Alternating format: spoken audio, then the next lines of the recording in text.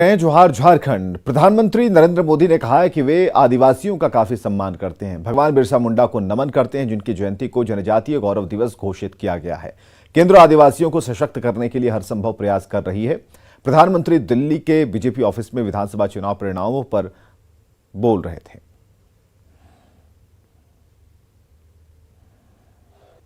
देश भर में आदिवासी स्वतंत्रता सेनानियों के म्यूजियम बनाकर भाजपा आजादी के उन वीर योद्धाओं को सम्मान दे रही है। भगवान बिरसा मुंडा के जन्मदिन को भाजपा सरकार में ही जनजातीय गौरव दिवस घोषित किया गया है। हमारे इन प्रयासों ने आदिवासी युवाओं को उनके स्वाभिमान को ऊंचा किया है। आज भाजपा आदिवासियों को सशक्त करने के लिए हर संभव प्रयास कर रही है।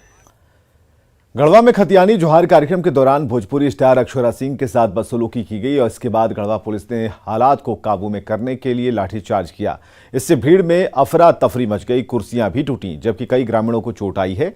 जोहार सभा के स्टेज पर जैसे ही मुख्यमंत्री हेमंत सोरेन का संबोधन खत्म हुआ, भोजपुरी गायिका अक्षरा सिंह स्टेज पर पहुंची, तभी दर्शक दीर्घा में मौजूद भीड़ हंगामा करने लगी। हालात बिगड़ने लगा तो गढ़वा पुलिस भीड़ पर लाठियां बरसाने लगी। जब अक्षरा सिंह वहां से जाने लगी तो वहां मौजूद भीड़ ने उनके साथ बदसलूकी कर दी, जिसके बाद वो वहां से तत्काल निकल गई।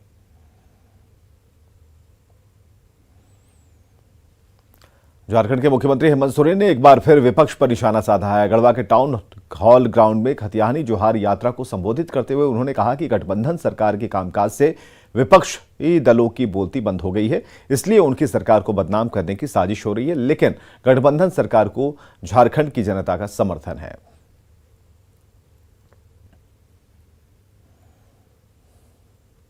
पहले तो सरना धर्म कोड हम लोगों ने निर्णय लिया ही था, साथ में जो 1932 और ओबीसी का जो किला इनके छाती पर ठोका है, इसका दर्द इतना इनको है कि इसका छटपटाहट इनका जा नहीं रहा है। आज अखबारों के माध्यम से, टीवी के माध्यम से सरकार की छवि मिटाने के लिए लगे हुए बड़े बड़े न्यूज छपवाते हैं। बौद्धिक लोग है ना, दिमाग से खेल खेलते हैं। हम लोग का तो बौद्धिक लोग हम लोग है नहीं, हम लोग मोटा दिमाग वाला आदमी। हम लोग ठुकुर ठुकुर खेलने वाला लोग नहीं है। 100 सुनार का और 1 लोहार का ये चलता है फार्मूला। गढ़वा के गोविंद उच्च विद्यालय में आयोजित लोक संवाद कार्यक्रम में सीएम हेमंत सोरेन ने हिस्सा लिया। इस मौके पर उन्होंने विकास योजनाओं के लाभुकों से सीधा संवाद किया और उन्हें सरकार आपके द्वार योजना के फायदे गिनाए। मुख्यमंत्री ने अभिभावकों का हौसला बढ़ाते हुए उनसे अपील की कि वो अपने बच्चों को जरूरत पढ़ाएं। समारोह में मंत्री मिथिलेश ठाकुर, सत्यानंद भोक्ता और बादल पत्रलेख के साथ डीसी रमेश घोलप और एसपी अंजनी झा भी शामिल हुए। गढ़वा के बाद मुख्यमंत्री का काफिला मेदिनीनगर पहुंचा, जहां देर रात सीएम हेमंत सोरेन ने डाल्टनगंज रेलवे स्टेशन के बाहर ठंड में ठिठुर रहे गरीबों के बीच कंबल बांटा। टीवी स्क्रीन पर दोनों ही तस्वीरों को आप देख पा रहे हैं।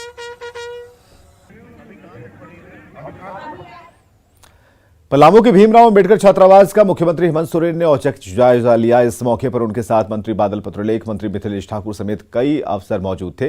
हॉस्टल की दुर्दशा पर चिंता जताते हुए उन्होंने कहा कि जल्द ही यहां 300 छात्रों की क्षमता वाला छात्रावास बनाया जाएगा, जिसमें सिक्योरिटी गार्ड और रसोइये को तैनात किया जाएगा।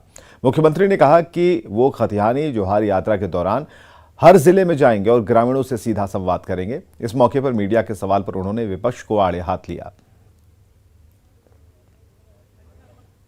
गांव, हर शहर, हर जिला हमारे लिए एक पवित्र मंदिर के बराबर है। सर, विपक्ष इस यात्रा को चुनाव से जोड़कर देख रहा है, कह रहा है कि चुनावी मूड में आ गई है जी। चलिए, इतना तो है कि अब उनको लग रहा है कि हम चुनावी मूड में आए। वो तो 2400 महीना चुनावी मूड में रहते हैं। गढ़वा में खतियानी जोहार यात्रा सभा को संबोधित करने के बाद मुख्यमंत्री हेमंत सोरेन पलामू के जिला मुख्यालय मेदिनीनगर चले गए, जहां वो परिसदन में रात्रि विश्राम करेंगे। मेदिनीनगर के शिवाजी मैदान में कल खतियानी जोहार यात्रा होगी, जिसमें मुख्यमंत्री हेमंत सोरेन हुंकार भरते नजर आएंगे और इस सभा के बाद वो पलामू के आला अफसरों के साथ विकास योजनाओं की समीक्षा करेंगे।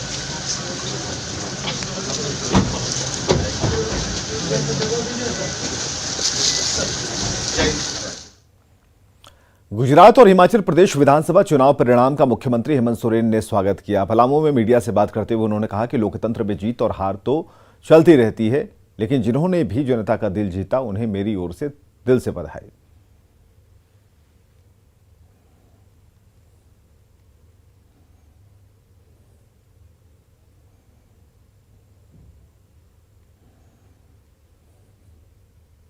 ये परंपरा, ये व्यवहार इस देश को और मजबूत बनाता है। कुछ लोग हारे, कुछ लोग जीते, कुछ पार्टियां हारी, कुछ पार्टियां जीती, कुछ कम आया, कुछ अधिक आया। जिन लोगों ने भी हिस्सा लिया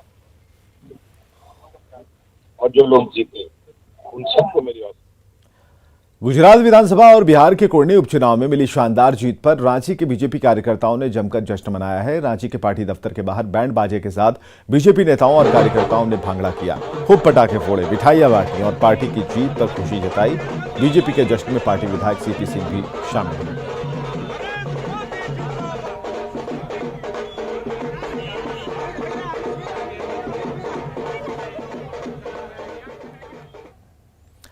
गुजरात हिमाचल चुनाव और कुर्नी उपचुनाव परिणाम को लेकर बीजेपी और कांग्रेस के बीच घमासान मचा है। बीजेपी ने इसे जनता की जीत बताया तो कांग्रेस ने हिमाचल प्रदेश में पार्टी की जीत को बड़ी जीत करार दिया।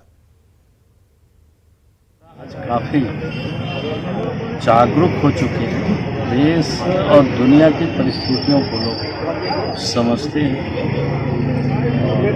फिर से इस देश की राजनीति और ये आरजेडी की सिटिंग सीट थी जिसे इस बार जदयू लड़ रहा था, लेकिन हम लोगों ने इसे जदयू से छीन लिया। और ये साफ दिखाता है कि बिहार की जनता भारतीय जनता पार्टी के विकास मॉडल को ज्यादा पसंद करती है और झारखंड पड़ोसी राज्य है तो यहाँ भी इसके दूरगामी परिणाम होंगे। गुजरात में प्रधानमंत्री जी पूरे देश के प्रधानमंत्री हैं, ऐसा लगा मानो 2 महीना से गुजरात के मुख्यमंत्री हो गए हों। तो अब अगर इतनी भी जीत नहीं मिले तो ठीक नहीं है। हम समझते हैं आज हिमाचल की चर्चा होनी चाहिए, जो हमने उनके जो जबड़े से खींच करके निकाला। का नतीजा है पूरी केंद्र सरकार की ताकत, पैसा और मीडिया का मुंह बंद कर दिया जाना, वही उसका रिजल्ट का है। नहीं तो गुजरात के लोग त्राहिमाम थे, वहां भी रिजल्ट ऐसा ही होता।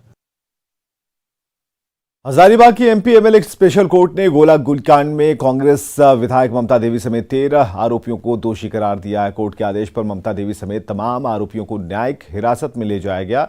अदालत 12 दिसंबर को सजा का ऐलान करेगी और ऐसे में अदालत से 3 साल से ज्यादा सजा मिलती है तो विधायक ममता देवी की विधानसभा सदस्यता खतरे में आ सकती है।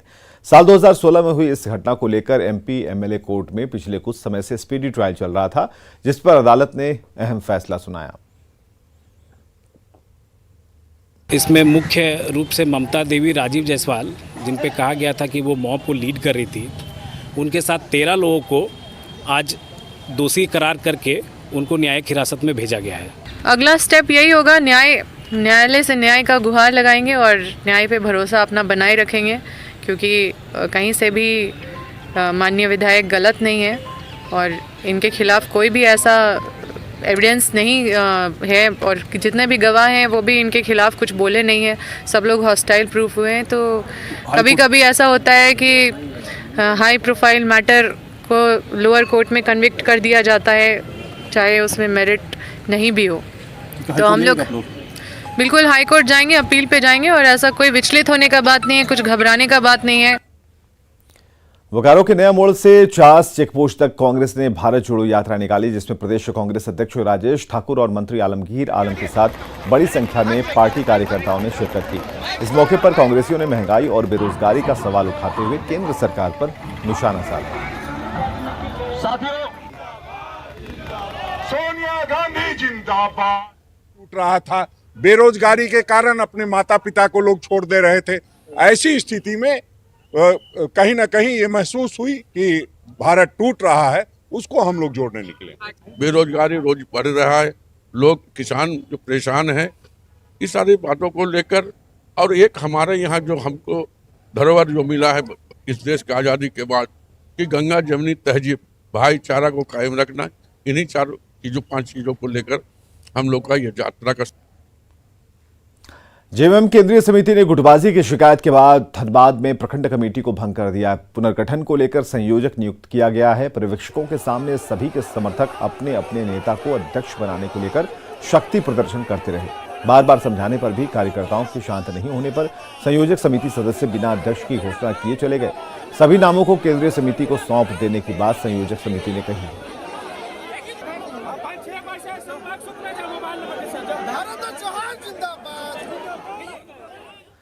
झारखंड में किसान कर्ज माफी योजना टाएं फिस हो गई। 9 लाख में से अब तक महज 4 लाख किसानों का ही कर्ज माफ हो सका है और ऐसे में सीएम ने बैंकों को कड़ी फटकार लगाई।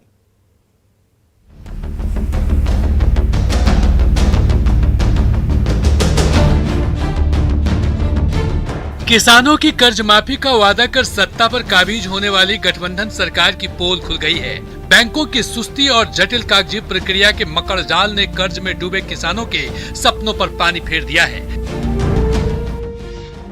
कांग्रेस ने 2 लाख तक का कृषि ऋण माफ करने का वादा किया था। सरकार बनी तो इसे घटाकर महज 50,000 रुपए कर दिया गया। इसके लिए 9,07,753 किसानों की लिस्ट बनी। इसमें से महज 6,06,000 किसानों का डाटा अपलोड कर कर्ज माफ हुआ। इनमें से महज 4 लाख किसानों का सरकार तक ये बात पहुंची तो सीएम हेमंत सोरेन ने लापरवाह बैंकों की क्लास लगा दी और आधार कार्ड और ई-केवाईसी के लिए कैंप लगाने का सख्त निर्देश दे दिया। नंबर 2, यदि आधार नहीं तो उसको विशेष अभियान चलाकर भी, झारखंड राज्य में आधार का कवरेज अच्छा है, अभियान चलाकर भी हम लोग आधार लिंक करा सकते हैं। तो दैट इज एक निर्देश माननीय मुख्यमंत्री द्वारा दिया गया है। कांग्रेस शासित छत्तीसगढ़ और राजस्थान जैसे राज्यों के किसानों को तो कर्ज माफी का तोहफा मिल चुका है, पर झारखंड में चल रही गठबंधन सरकार किसानों की कर्ज माफी में अब तक विफल साबित हुई है। इससे पार्टी के अंदर सवाल उठने लगे हैं। तो बीजेपी ने गठबंधन सरकार पर झारखंड के किसानों की आंखों में धूल झोंकने का आरोप लगा दिया है। तो उस आधार पर उन लोगों को अभी तक न ऋण माफी का लाभ मिला है, न सरकार के स्तर से कोई गंभीर प्रयास होता दिख रहा है कि उन लोगों के नाम कितनी जल्दी सूची में जोड़ लिया जाए ताकि इस योजना का लाभ उनको मिल सके। निश्चित तौर पर किसानों को कुछ तो राहत दी गई है, लेकिन बड़े पैमाने पर आप देखें तो कहाँ 2 लाख की चर्चा, कहाँ 50 लाख की। तो किसानों के आंख में सीधा सीधा धूल झोंकने का सरकार ने प्रयास किया है। झारखंड का शायद ही कोई किसान होगा जो केसीसी कर्ज लेकर कर्ज के भंवर में न फंस गया हो। सरकार की कर्ज माफी योजना से इस किसानों में उम्मीद जगी थी, पर एनपीए और कठिन कागजी प्रक्रिया ने कर्ज में डूबे किसानों की उम्मीदों पर पानी फेर दिया है। अविनाश कुमार, न्यूज़ 18 रांची।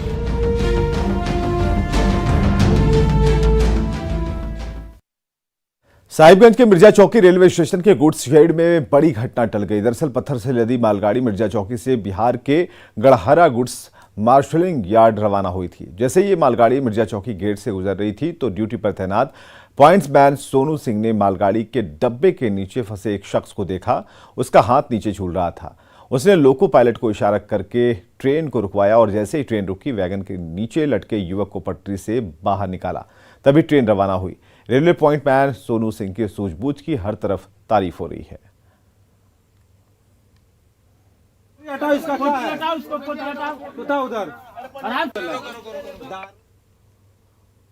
बोकारो पुलिस की सक्रियता से लव जिहाद की सनसनीखेज घटना टल गई। धनबाद के मुस्लिम पुरुष ने नाबालिग हिंदू बिटिया के गले में जैसे ही वरमाला डाली, बोकारो पुलिस पहुंच गई।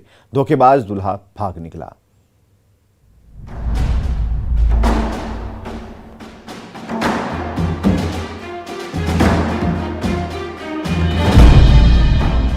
सिर पर शादी का मोर और गले में नोटों की माला। खुद को संजय बेसरा बताने वाला ये शातिर शख्स कभी खुद को पुलिस अफसर बनकर रौब झाड़ता तो कभी बैंक से कर्ज पास कराने का सब जवाब दिखाता। बोकारो का एक गरीब परिवार इस बहरूपिये के झांसे में आ गया और उससे नाबालिग बिटिया की शादी ही तय कर डाली। देर रात वो बारात लेकर बोकारो पहुंच गया। वरमाला की रस्म होते ही बोकारो पुलिस क्या पहुंची। ये फरेबी दूल्हा मंडप से उठकर 9-2-11 हो गया। तो तुम्हारे साथ शादी हो रहा था? तो क्या शादी हुआ कि क्या हुआ, फिर कैसे क्या हुआ? नहीं, जयमाला हुआ उसके बाद कुछ नहीं हुआ। पिस्टल भी था क्या? पिस्टल उस्टल भी लिखा था क्या? हाँ, सर लोग आए हैं, हम भी उधर गए थे, तो उसके बाद में देखे सर को, और बाद उनको बैठने बोले, और बाद में धोसक गए। तो कल आपका बेटी से शादी करने आया था क्या? हाँ। तो पहले से तय था ही? हाँ, पहले ही से तय। धनबाद के वासीपुर का रहने वाला ये मुस्लिम पुरुष चास थाने के एक केस में जेल की हवा भी खा चुका है, पर इस बार उसका इरादा लव जिहाद को अंजाम देना था। उसने अपना धर्म छिपाकर बोकारो के गरीब हिंदू परिवार को झांसे में ले लिया। हिंदू युवती से शादी करने की उसकी साजिश सफल भी हो जाती, पर समय रहते भांडा फूटा और बोकारो पुलिस ने दबिश दे डाली। बाजा उजा बज रहा था, बाजा बंद हो गया। पुलिस एक जगह आई, कोई कंप्लेन किया होगा, पुलिस आई, उसके बाद देखे तो कि दूल्हा फरार हो गया। दूल्हा फरार हो गया तो उसके बाद पुलिस से बात विचार हुआ, तो पुलिस भी बोलने लगा कि जेल खटा है, चास जेल में जाके पता कर लो, ऐसे वैसे। बोकारो पुलिस के सामने पोल खुलता देख ये शातिर शख्स भले ही रफू चक्कर हो गया हो, पर बोकारो पुलिस ने उसे ढूंढ निकालने के लिए दिन रात एक कर दिया है। अभी हम लोग जाँच में, जैसा कि हम लोग आपराधिक इतिहास से पता किए हैं, वो मुस्लिम समुदाय का ही है और धर्म छुपाकर ही शादी कर रहा था। बोकारो पुलिस की सक्रियता से लव जिहाद की ये सनसनीखेज घटना टल गई और एक गरीब बिटिया की जिंदगी उजड़ने से बच गई।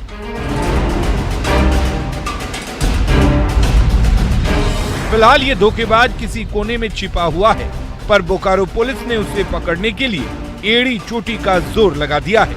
मृत्युंजय कुमार, न्यूज़ 18, बोकारो।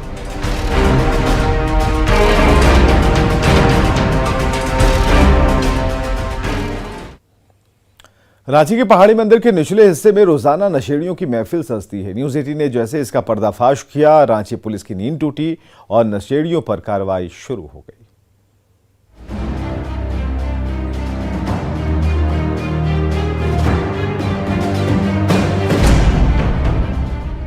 सुनसान झाड़ियों के बीचों बीच सजी नशे की महफिल और नशे की खुराक में मदहोश होते युवा।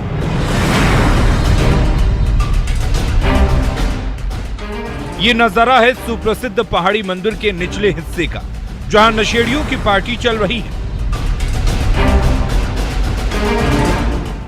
कोई सुट्टा खींच रहा है तो कोई दम पर दम मारे जा रहा है। कोई ब्राउन शुगर की खुराक में मदमस्त हो रहा है तो कोई गांजा और खैनी का नशा किए जा रहा है। न्यूज़ 18 के कैमरे ने जैसे ही नशेड़ियों की गुप्त अड्डे का पर्दाफाश किया, रांची पुलिस एक्शन में आ गई। लेकिन अगर इस प्रकार का कोई भी अगर अड्डेबाजी वहाँ की जा रही है तो उसको किसी भी सूरत में, और केवल उसी इलाके में नहीं, शहर के किसी भी इलाके में अगर इस प्रकार की चीज़ हो रही है, इस प्रकार की अड्डेबाजी हो रही है, तो पुलिस उसको लेकर के संवेदनशील है। पहाड़ी मंदिर की चोटी पर पवित्र घंटियां घनघनाती रहती हैं। भोलेनाथ के दर्शन के लिए सुबह से शाम तक भक्तों का तांता लगा रहता है, तो उसी पहाड़ी मंदिर के ठीक नीचे नशेड़ियों की महफिल सजती रहती है।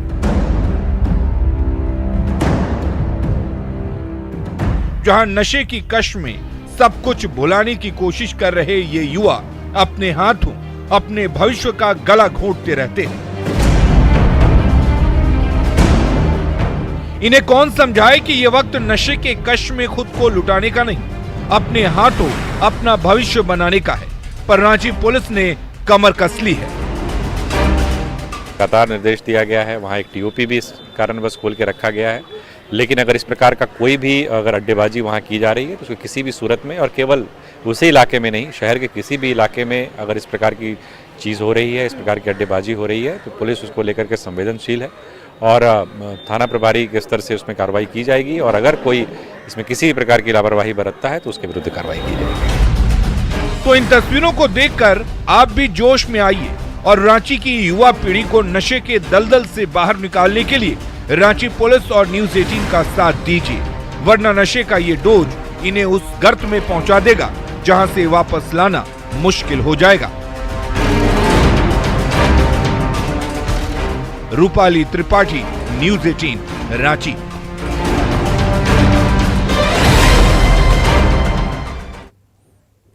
और आइए देखते हैं झारखंड 2020।